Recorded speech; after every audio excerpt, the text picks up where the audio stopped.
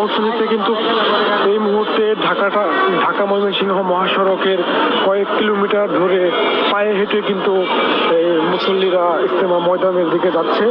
আমি এই মুহূর্তে অবস্থান করছি গাজীপুরের টঙ্গী তারগাছ এলাকায়। এখানে দেখতে পাচ্ছেন যে মহাসড়কের যে উড়াল সড়ক রয়েছে, সেই উড়াল সড়ক ধরেই কিন্তু যে মুসল্লিরা যারা ইজতেমার আখেরি মোনাজাতে অংশগ্রহণ করবেন তারা কিন্তু পায়ে হেঁটে যাচ্ছেন।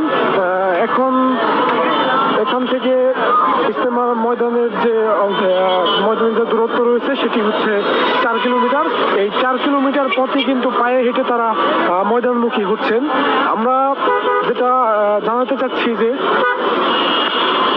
9:20 দিকে ইজতেমার যে আখেরি মোনাজাত আছে, অর্থাৎ প্রথম পর্বের যে আখেরি মোনাজাত সেটি কিন্তু 9:20 শুরু হওয়ার কথা।